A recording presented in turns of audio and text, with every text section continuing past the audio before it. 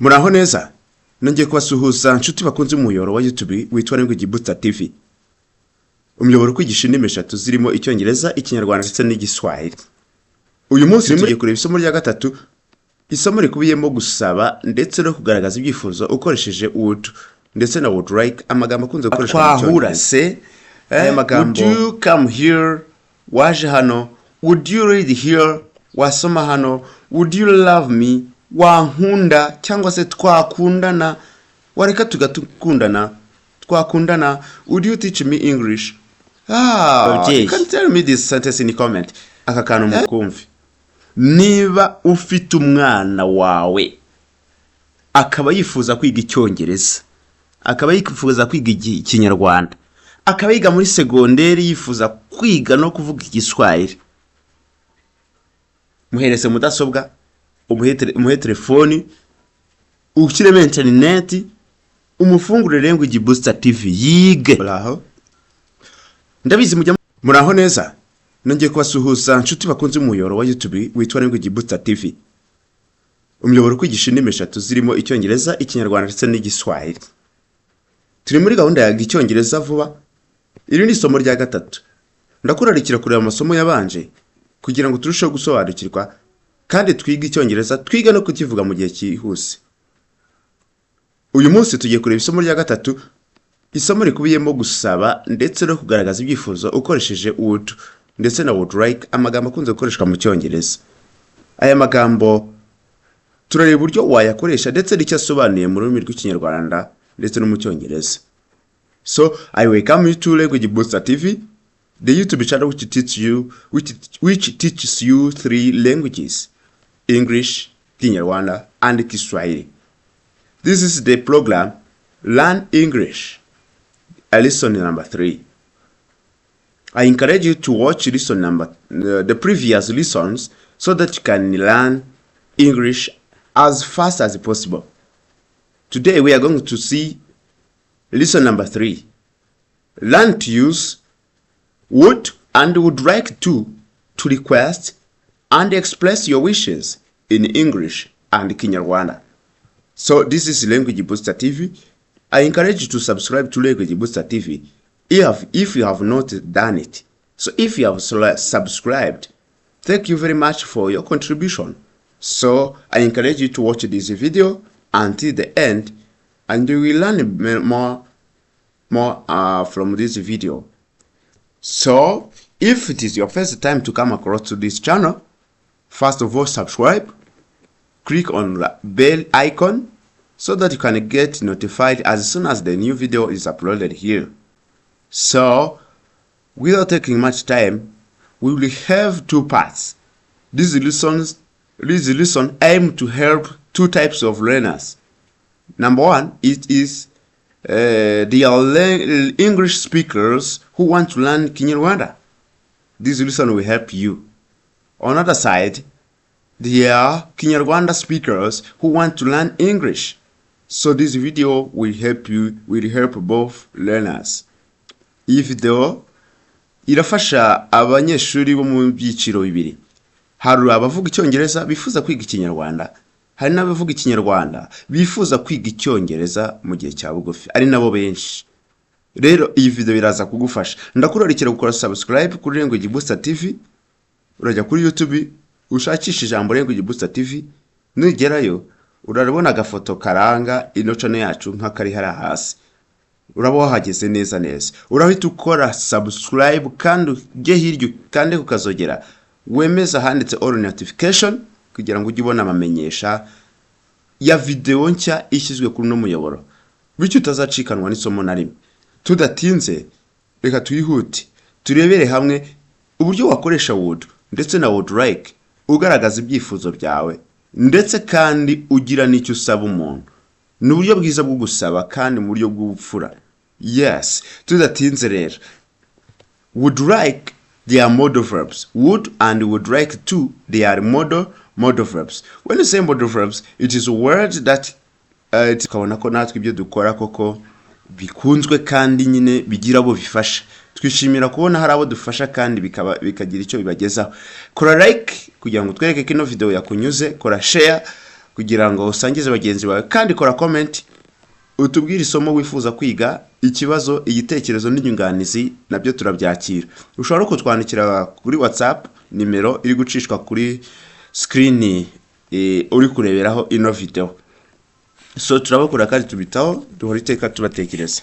Subscribe, like, share and comment to show us that you are you value what we do. You pay attention on what we do, and like if you like our videos, share to your friends and comment. Tell us your wishes, your desires, your comment, your question, and your advice. All those help us to know whether you value and you care what we do here. It motivates us to keep up helping you. So without taking much time, let us see. The program is Learn English Lesson number 3. Gahunda ni kwiga icyongereza, iri ni isomo rya gatatu. Learn to require something. Iga gusaba. Tugiye kwiga uburyo ki wasaba mu buryo bwa gipfura, uburyo rwose bigaragaza ko warezwe ariko ugasaba neza. Gusaba ntabwo ari wo kubwira umuntu uti mpereza gira utya. Tugiye kureba uburyo wasaba mu buryo bw'ubupfura mu cyongereza ndetse no mu Kinyarwanda. Ndizera ko amaze gukora subscribe kandi. Tugiye niba tuvuze ati would you help me? Abana nafashe would mu buryo bw'ikibazo, nkurikizaho subject, nkurikizaho ijambo verb to help, nkurikizaho me ivuga njyewe. So turiga gukora interuro zimeze nk'izi kandi turiga n'icyo zisobanuye mu Kinyarwanda. Would you help me? Would you help me to carry this bag? Would you walk with me? Would you keep me would you keep silent? Would you give me? Would you call me? Would you send me? So all these questions we will need them in conversation. Ibibazo byose tuzabikenera mu gihe turi kuganira bagenzi bacu. Yes, we are going to see how these questions can be translated in Kinyarwanda. Tugiye kureba uburyo izi nteruro wazivuga mu Kinyarwanda. Would you help me? Would you help me? Mu Kinyarwanda ni wamfasha, wamfashije se, wamfasha, ngwino mfashe, wamfasha. Would you help me pray? Uri gusaba umuntu kugira ngo agufashe. Ukabeti wamfasha cyangwa se mwamfasha. Ubundi mu Kinyarwanda kugira ngo ugaragaze icyubahiro washyiraho mu bwinshi. Si Kinyarwanda cyonyine n'ikifaransa ariko kimeze. Ntekereza ko ushaka kwereka umuntu ko mwubashye ushyira mu bwinshi nubwo yaba ari umwe. Mwamfasha, mwadufashije, mwadufashije. Would you help me to carry this bag? Wantwaje kino gikapo, wantwaje kino gikapo.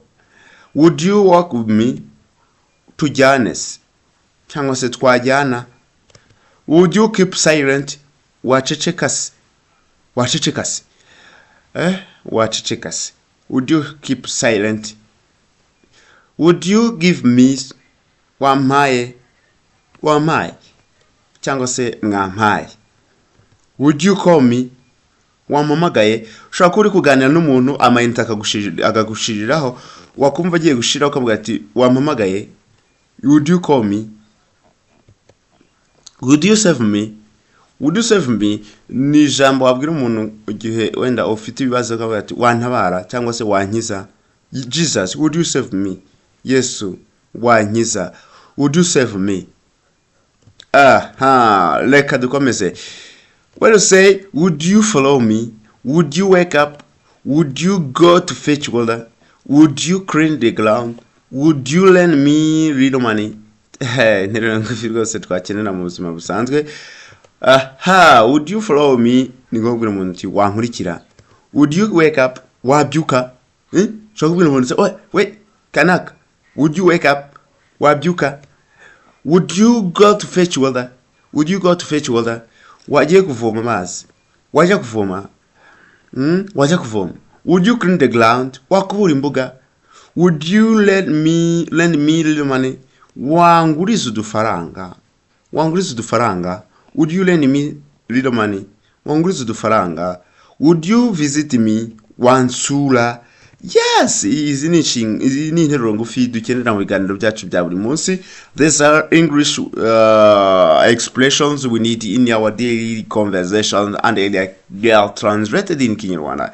Niba ushaka gusaba umuntu kugukurikira, would you follow me? Niba ushaka gusaba umuntu kubyuka, would you wake up? Niba ushaka gusaba umuntu kuvoma amazi, ni would you go to fetch water?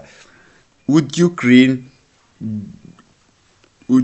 the ground? Would you lend me little money? And would you visit me? Wansura. So let us continue.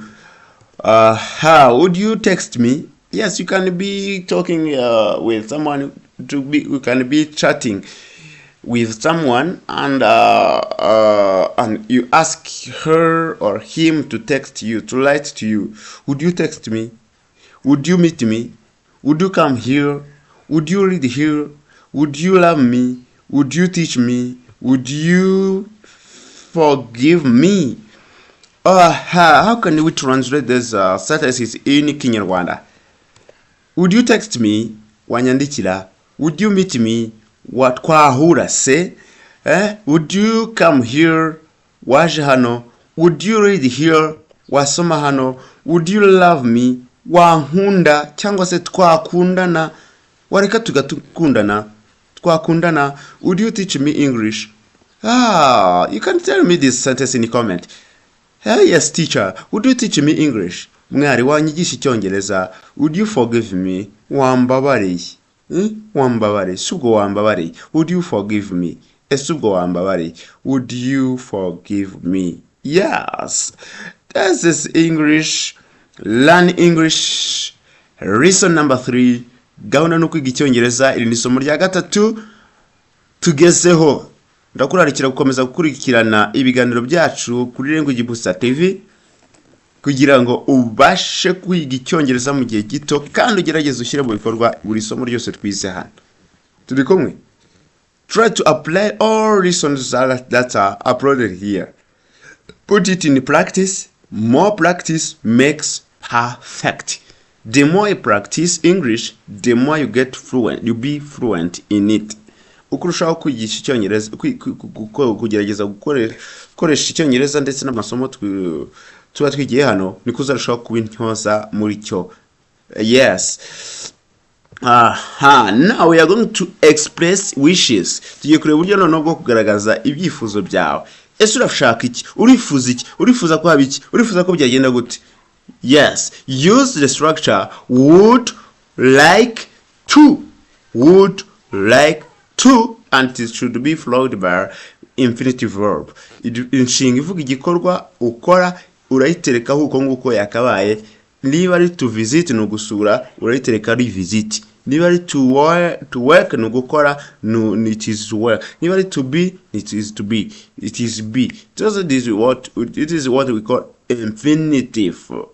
Just would like to. Yes, would like plus infinitive or the verb which expresses the action you want to you wish to happen. So I would like to visit you. I would like to visit you. I would like to visit you. I would like to meet you. I would like to share lunch. I would like to greet you. He would like to greet you. I would like to know English. I would like to be a teacher.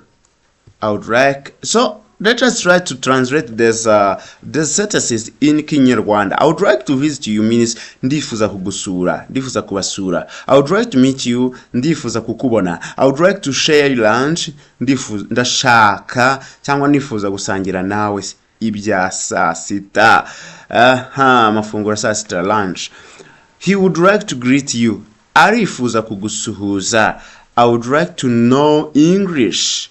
Ndashaka kumenya icyongereza. I would like to be a teacher. Ndashaka kuba mwarimu. Let us continue. I would like to help you. I would like to teach you. I would like to learn English. I would like to drink water. I would like to eat rice today. I would like to help you. Let us try to see how can we speak this sentence in Kinyarwanda. Reka turebe uko izi nteruro wazivuga mu cyongereza. I would like to ni nko kuvuga ngo ndifuza cyangwa se ndashaka. I would like to help you. Ndashaka kugira gute kugufasha. I would like to teach you, ndashaka kukwigisha. Yes, I would like to teach you English via YouTube. Ndashaka kukwigisha icyongereza binyuze kuri YouTube. I would like to teach you to learn English. Ndashaka kwiga icyongereza. I would like to drink water. Ndashaka kunywa amazi. Nshaka kunywa amazi. I would like to eat rice today. Uyu munsi ndashaka kurya umuceri. I would like to eat rice today. We would like to help you. We would like to help you. Turifuza kubafasha. Turifuza kubafasha. We would like to help you. Cyangwa se turashaka kubafasha. Yes, this is Learn English. This is Language Booster TV. Subscribe if you have not done it. Like if you have not done it. Share to your friends and comment where possible. Tell me keep up. Very good, wonderful, motivative words. Nkeneye amagamba ntera imbaraga nkakomeza gukora video. Iyo mbonye abantu benshi bakomatinze kuri video nanjye ngira kabaraga bagati kabisa ibyo ndi gukora hari abo biri gufasha, hari icyo ndi kungura, ntabwo ndi guhamba imbwa, hari abo ndi kugira ndi gufasha kandi hari abankurikira. Ibyo biranezeza kandi bikantera motivation. Rero bikore, kora subscribe. Iyo mbona subscribe zirushaho kugenda ziyongera, ndavuga ati kabisa umuryango wa Language Booster TV uri kugenda ukura kandi abo ndi kugenda mfasha bari kugenda biyongera, nanjye nkagira motivation yo gukora buri munsi kugira ngo ndusheho kubafasha. Ndi hano ku bwanyu kugira ngo mbafashe kwiga icyongereza ndetse n'ikinyarwanda, sibyo byonyine ndetse n'igiswahili. Babyeyi, aka kantu mukumve, niba ufite umwana wawe akaba yifuza kwiga icyongereza, akaba yifuza kwiga ikinyarwanda, akaba yiga muri segonderi yifuza kwiga no kuvuga igiswahili, muhereze mudasobwa, umuhe telefoni, ushyiremo internet, umufungurire Language Booster TV yige. Ndabizi mujya mutanga amafaranga menshi mukocinga kugira ngo mucake umwana mubigishiriza abana bavuga icyongereza, bavuga ikinyarwanda neza kandi biga igiswahili ndimi z'amahanga. Fata telefoni yawe ni ufite internet, fata mudasobwa ni ufite internet, hereza umwana wawe mubwira ati iga kuri Language Booster TV. Uzambwira icyo ngukiyemo kandi ujye umubaza ibyo yise. Ndongera kubabwira, ni ufite umwana wiga mu mashuri yisumbuye cyane guhera mu wa mbere kugeza mu wa gatandatu segonderi, hari amasomo y'ikinyarwanda, hari amasomo y'icyongereza. Ndabizi ibyongereza biri kugora abana benshi kandi biri gutuma nandi masomo bayatsindwa. Umva kakana, fungura telefoni yawe, rangira umwana wawe Language Booster TV ajye yiga amasomo nk'aya azamufasha kumenya icyongereza kandi nandi masomo azazamuka. Uzayibona ko umwana uramuha icyongereza ikibazo ntiyumve nirivanirizimu, ntiyumve n'icyo yababajijwe kubera iki kibazo cy'icyongereza. Ese mubyeyi, wari uzi ko amasomo yose yigwa mu cyongereza? Yose bayiga mu cyongereza. Niyo mpamvu ubona umwana wawe acura amanota y'intica n'ikize. Igisubizo rero ni Language Booster TV, kandi n'abakuze nabo bashaka kwiga izindi ndimi ni karibu. Ndabizi hari abantu benshi bifuza kwiga igiswahili, bari kubimbwira. Abantu benshi bifuza kwiga ikinyarwanda, nabo tuzagenda tubaronka. Kandi abantu benshi bari gushaka kwiga icyongereza mu ubu buryo.